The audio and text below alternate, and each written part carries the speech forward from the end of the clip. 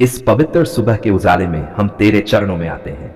जब सारी धरती नींद से जाग रही है, पक्षी मधुर स्वर में गा रहे हैं और हवा में एक नई आशा घुली हुई है, उसी पल हम तेरा धन्यवाद करते हैं, क्योंकि तूने हमें एक और नया दिन देखने का अवसर दिया। प्रभु, यह दिन तेरे हाथों में समर्पित है। हमारी सांसें, हमारी चाल, हमारे विचार, हमारे शब्द और हमारे काम, सब कुछ तुझसे ही है। यदि तू साथ न हो तो हम एक कदम भी सही नहीं चला सकते। इसलिए आज सुबह सबसे पहले हम तुझे स्मरण करते हैं। धन्यवाद प्रभु, रात भर तूने हमारी रक्षा की। जब हम सो रहे थे, तू जाकर हमारी पहरेदारी करता रहा। हर अनदेखे खतरे से, हर बुरी योजना से, हर रोग और दुर्घटना से तूने हमें सुरक्षित रखा। हे प्रभु, आज की इस सुबह हमारे मन को शुद्ध कर। जो भी बोझ, चिंता, डर और उलझन हमारे हृदय में जमी हुई है, उसे अपने प्रेम की रोशनी से हटा दे। हम नहीं चाहते कि बीते हुए कल की थकान आज के दिन को बिगाड़े। प्रभु, हमारे विचारों को शांति से भर दे। जहां क्रोध है वहां धैर्य दे, जहां निराशा है वहां आशा दे, जहां भ्रम है वहां समझ दे, ताकि आज हम ऐसे चले जैसे तेरे बच्चे चलने चाहिए। हे दयालु पिता, आज हमारे परिवार को अपने हाथों में रख। माता पिता को बल और बुद्धि दे, बच्चों को सुरक्षा और सही मार्ग दे। पति पत्नी के बीच प्रेम और समझ बढ़ा। हर घर में शांति और एकता स्थापित कर। प्रभु, जो लोग आज दुख में हैं, जो बीमारी से जूझ रहे हैं, जो अकेलेपन और टूटेपन में हैं, उन सब पर अपनी दया की छाया कर। उन्हें यह अनुभव करा कि वे अकेले नहीं हैं। हे प्रभु, आज हमारे कामकाज को आशीष दे। जो मजदूरी करने जाते हैं, जो खेतों में काम करते हैं, जो दफ्तर, दुकान या स्कूल जाते हैं, उन सब के हाथों के काम को सफल कर। ईमानदारी और परिश्रम की आत्मा दे। प्रभु, यदि आज हमारे सामने कठिन निर्णय आए तो हमें सही चुनाव करने की बुद्धि दे। यदि कोई हमें दुख पहुंचाए तो हमें क्षमा करने का हृदय दे। यदि हमसे कोई भूल हो जाए तो हमें सुधारने की नम्रता दे। हे प्रभु, हमारे मुख से आज ऐसे शब्द निकले जो जीवन दें। न कि घाव, हमारी आंखें भलाई देखें, हमारे कान सत्य सुने, हमारे कदम सही रास्ते पर चले। प्रभु, आज हमें हर बुराई से बचा। झूठ, ईर्ष्या, घमंड और लालच से हमारे मन को दूर रख। हमें पवित्रता और सच्चाई में चलना सिखा। हे पिता, हम अपने देश के लिए भी प्रार्थना करते हैं। शासन करने वालों को न्यायपूर्ण हृदय दे। गरीबों और जरूरतमंदों के लिए द्वार खोल। जहां हिंसा है वहां शांति ला, जहां अंधकार है वहां प्रकाश फैला। प्रभु, जो आज निराश होकर उठे हैं, उन्हें नई आशा दे। जो हार मानने की सोच रहे हैं, उन्हें फिर से खड़ा कर। तू वही परमेश्वर है जो टूटे हुए को जोड़ता है और गिरे हुए को उठाता है। हे प्रभु, हम जानते हैं कि हर दिन आसान नहीं होता, लेकिन हम ये भी जानते हैं कि तू हर दिन हमारे साथ होता है। इसी विश्वास के साथ हम इस सुबह को ग्रहण करते हैं। प्रभु, आज हमें ऐसा बना कि लोग हमारे जीवन में तेरे प्रेम की झलक देखें। हम जहां जाएं वहां शांति जाए। हम जो करें उसमें तेरी महिमा हो। हे स्वर्गीय पिता, यदि आज आंसू आए तो तू उन्हें पोंछ। यदि मुस्कान आए तो उसे कृतज्ञता में बदल। हर परिस्थिति में हमें तेरे करीब बनाए रख। प्रभु, हम ये सुबह तुझे सौंपते हैं, ये दोपहर तुझे सौंपते हैं, ये पूरा दिन तुझे सौंपते हैं। हमारा आज और हमारा आने वाला कल सब तेरे हाथों में सुरक्षित है। बाइबल के अनुसार परमेश्वर जीवित है। वह केवल सुना जाने वाला नहीं, बल्कि अनुभव किया जाने वाला परमेश्वर है। वह किसी पत्थर, लकड़ी, धातु या बनाई गई आकृति में सीमित नहीं हो सकता। बाइबल हमें यह सिखाती है कि परमेश्वर को जानने का मार्ग विश्वास से है, न कि मूर्ति से। बाइबल का पहला और सबसे स्पष्ट संदेश यही है कि परमेश्वर एक है। वह सृष्टिकर्ता है और सृष्टि उसकी नहीं बन सकती। जब मनुष्य बनाई हुई वस्तु को पूजने लगता है तो वह सृष्टिकर्ता की जगह सृष्टि को महिमा देने लगता है। यही बात परमेश्वर को स्वीकार नहीं है। बाइबल में लिखा है कि परमेश्वर आत्मा है। आत्मा को आंखों से देखा नहीं जा सकता, न ही उसे हाथों से गढ़ा जा सकता है। इसलिए जब कोई व्यक्ति मूर्ति बनाकर उसे परमेश्वर कहता है तो वह सच्चे परमेश्वर की महिमा को घटाता है। जब परमेश्वर ने अपने नियम दिए तो उसने बहुत स्पष्ट शब्दों में कहा कि मेरे सिवा किसी और को परमेश्वर न मानना। उसने यह भी कहा कि किसी भी प्रकार की मूर्ति बनाकर उसकी उपासना न करना। यह इसलिए नहीं कि परमेश्वर कठोर है, बल्कि इसलिए कि वह जानता है कि मूर्ति मनुष्य को सच्चाई से भटका देती है। मूर्ति देखने में सुंदर हो सकती है, लेकिन उसमें जीवन नहीं होता। वह न सुन सकती है, न बोल सकती है, न मार्गदर्शन कर सकती है, न रक्षा। जबकि बाइबल का परमेश्वर सुनता है, बोलता है मार्ग दिखाता है और अपने लोगों के साथ चलता है।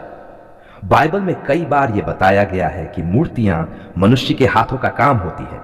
मनुष्य पहले उन्हें बनाता है, फिर उन्हीं के आगे झुक जाता है।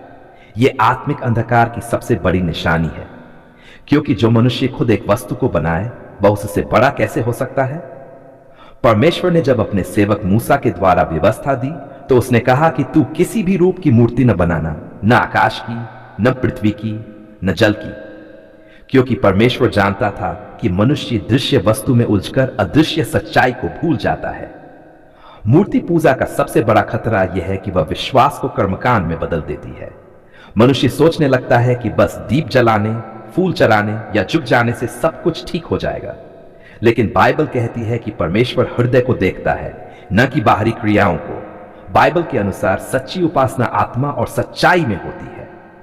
यहां आत्मा का अर्थ है दिल से जुड़ाव और सच्चाई का अर्थ है सही परमेश्वर की पहचान। मूर्ति इन दोनों को ही नुकसान पहुंचाती है। जब मनुष्य मूर्ति के सामने जाता है तो वह अक्सर डर, सौदे या मजबूरी से जाता है। लेकिन बाइबल का परमेश्वर प्रेम से बुलाता है, वह रिश्ता चाहता है। बाइबल यह भी बताती है कि मूर्ति पूजा धीरे धीरे मनुष्य को गलत आदतों की ओर ले जाती है। जब परमेश्वर की जगह कोई और चीज केंद्र बन जाती है तो जीवन का संतुलन बिगड़ जाता है। डर बढ़ता है, अंधविश्वास बढ़ता है और आत्मिक स्वतंत्रता खत्म हो जाती है। परमेश्वर नहीं चाहता कि उसके लोग डर में जिए, वह चाहता है कि उसके लोग विश्वास और शांति में जिए। इसीलिए वह मूर्ति पूजा से मना करता है। बाइबल में यह भी बताया गया है कि परमेश्वर जेलस नहीं बल्कि प्रोटेक्टिव है।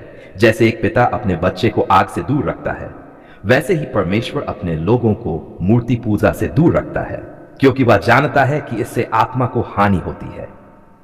नए नियम में भी मूर्ति पूजा के विरुद्ध बहुत स्पष्ट शिक्षा दी गई है। बाइबल यह सिखाती है कि परमेश्वर मनुष्य के बनाए मंदिरों में नहीं रहता और न ही उसे मनुष्य के हाथों की सेवा की आवश्यकता है।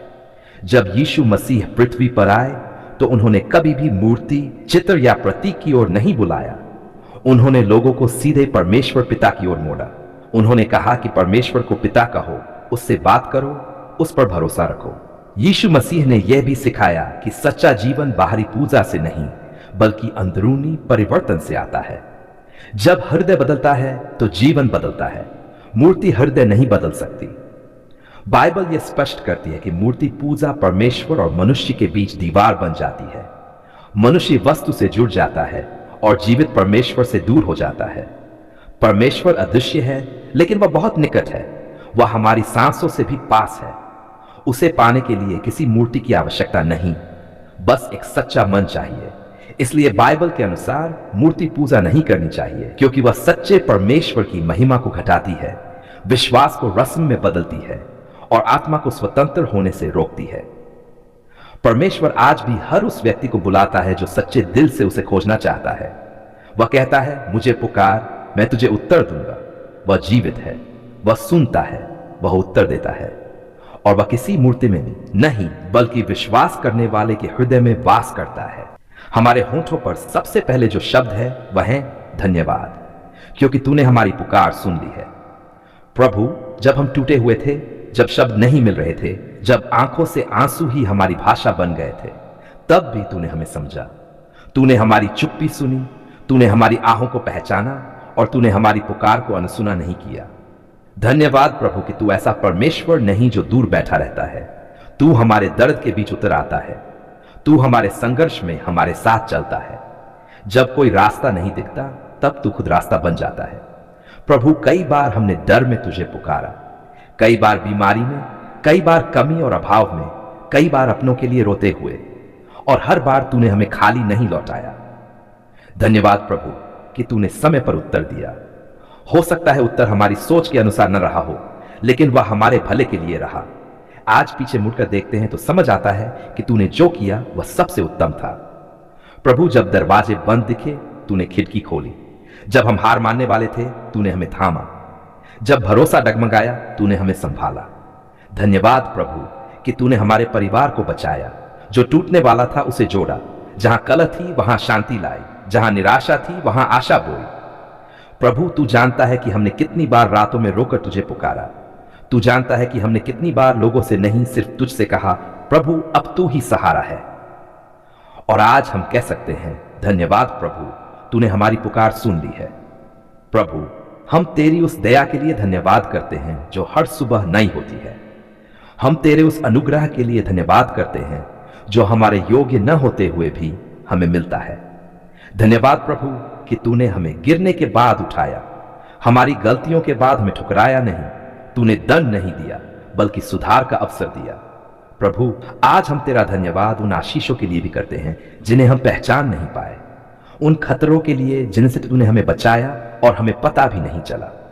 धन्यवाद प्रभु कि तूने हमारे घर में रोटी दी, हमारे शरीर को बल दिया, हमारी सांसों को थामे रखा, हर दिन हमें जीवन दिया।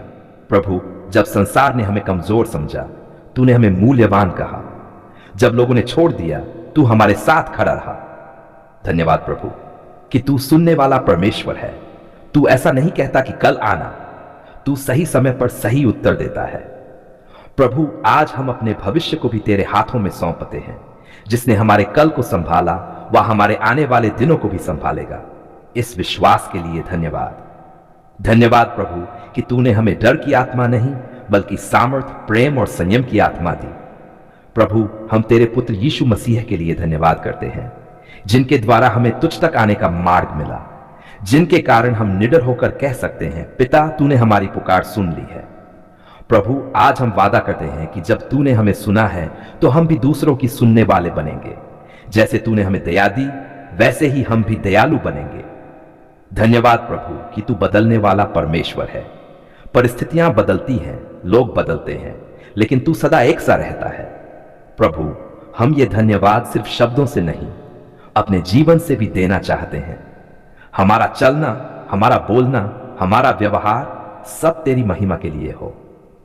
धन्यवाद प्रभु कि तू आज भी जीवित है, आज भी सुनता है, आज भी उत्तर देता है, आज भी चमत्कार करता है। हम पूरे विश्वास से कहते हैं, धन्यवाद प्रभु, तूने हमारी पुकार सुन ली है।